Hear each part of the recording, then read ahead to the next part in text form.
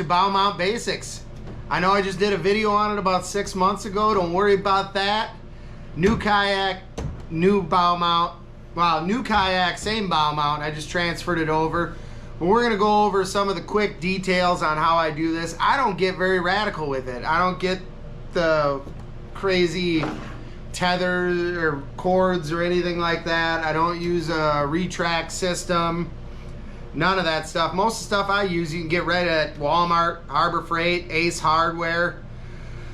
The only thing you can't really get, I get on Amazon. So I'll run through all of this with you. The only part that I did get that was straight from NuCanoe is the actual mounting plate itself. So I'm using the factory NuCanoe bow mounting plate.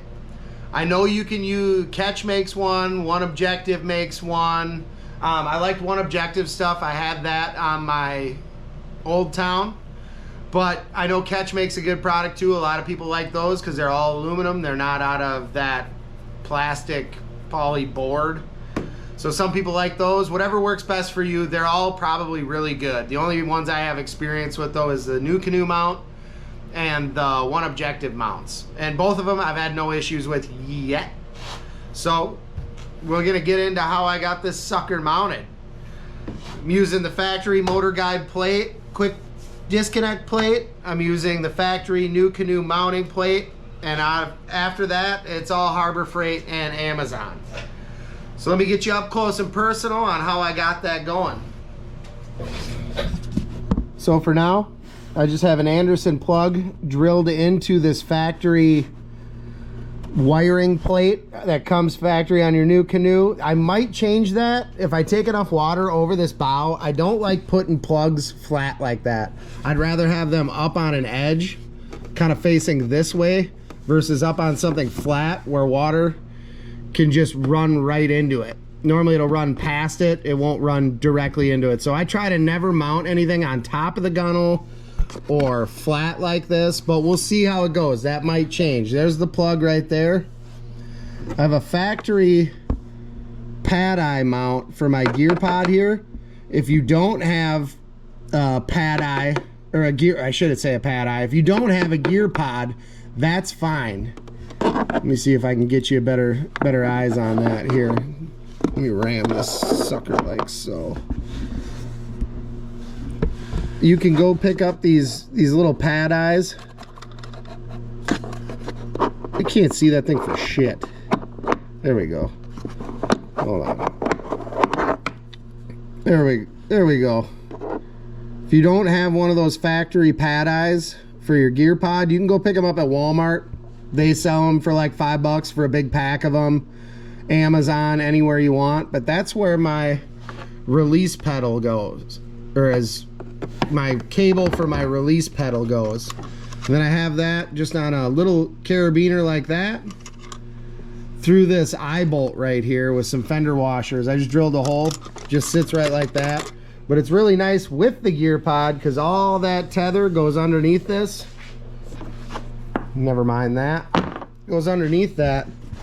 So when I pull this guy, yes, I know that's a screwdriver handle. We had problems, okay?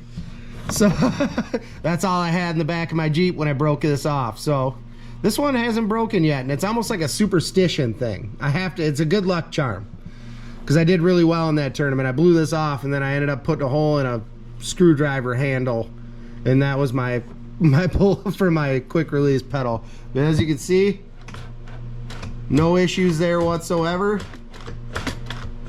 Works great. And then when I'm done with this, I just tuck it right underneath the cup holder, because I kind of dropped this one time. Unless I'm going to fish really shallow, I mean really shallow, I just tuck it right underneath this cup holder, and it's pretty much completely out of the way. All these cables are just paracord. That's all they are. You can get paracord, Fleet Farm, Walmart, whatever you got going. I just tied a loop knot and wrapped it around so it can kind of slide so it's not tied tight and can move around with the trolling motor. And I can't put the trolling motor down now because it'll crash into my trailer, but otherwise this just rides right along this gunnel here. I wired the whole thing with 8-gauge marine cable. Works great. I use a 50 amp hour circuit breaker. If you're gonna do this, just remember to wire your trolling motor on the opposite side of your graph and your transducer mounts. There could be interference. I don't know if that actually makes a difference or if that's a superstition thing too. But if, in my eyes, the further you can get those apart, the better off you're gonna be. So I run my trolling motor cable down this left-hand side, and then all my graph and transducer. We'll get into that next video. I'll put my flat brim on, and we'll piss off some old folks. But now we're gonna move on to the back. And wiring this in is kind of a pain on a NuCanoe. There's not a lot of ports where you can get into the hull. So I took that paracord before I cut it. I tied it to a socket and just kind of chucked it down to the back hatch. So when you come back here, I chucked it down to this back hatch. But we got another Anderson plug. I made a pigtail to a battery box that's held in by this bungee here. Nicole, if you're watching this, that's why I bought the box and the bungees. I wasn't doing anything weird, I don't think. Not that weird. So when this is held in here, I do run a 16x16 black pack. I might switch to a 13x13 black pack if I also run a stern mount. That's getting a little wild. Don't know if I'm going to do that yet or not, but we'll see. We will see. And I kind of had a happy accident with this battery box, and I'll show you that right now. So let me undo that, throw that over. And this is just an Apache 3800 box that you get right at Harbor Freight. Super cheap, super easy to cut and modify and do whatever you got to do. So my battery sits in there. I made a pigtail because when I want to take this out, I just want to be able to unplug this, shut that, and then take this thing completely out as a unit. Makes it easy for transportation and storage. My circuit breaker, I'm running that right on top of the battery here. I had to cut this section out to fit all the circuit breaker goodies in there. I thought this was gonna suck, but I just recently had my trolling motor kind of lose its mind, and I'm too fat to reach that plug, and I didn't want to dig around to the front to unplug it to reach that plug, so I just kind of reached through my rods and hit the reset button, which took power away from the trolling motor, and then reach back there. Show you here. Shut that. Yep, just hit that button, and then reach my finger in there and shut that, and we were good to go. So that might work well for rigging, or if you have any issues out on the water. Some people might say, well, it's going to get water in there. It's going to be screwed. You're going to mess up your battery, everything else. If I have this much water in my canoe, my kayak, to touch these two terminals that are up above the gunnel, we got way, way, way bigger problems. So I have that set in there like that. Circuit breakers right on top of the battery. Looks just like that. Made a pigtail that came through down there. That just pops out. And you just flip that up. Plug it right in there. And you are good to go. When you're out on the water, looks just like this. Bungeed in there. I don't think it's going anywhere. It's wedged in between this hatch and my black pack, so it's not going anywhere. I kind of wanted it to be stealthy so you don't notice it as much back there, so it just looks like a black pack sitting there. Aesthetics are important, whether people want you to whether people say they're not, but they are. They're always important. It's got to look good. So yeah, front to back, we're using 8-gauge, I don't know, see if it'll focus, 8-gauge marine wire. And that's kind of the end all be all to that. When you want to take it out, you just throw that over, just unplug it, shut that, grab this little handle, and the whole system just comes right out.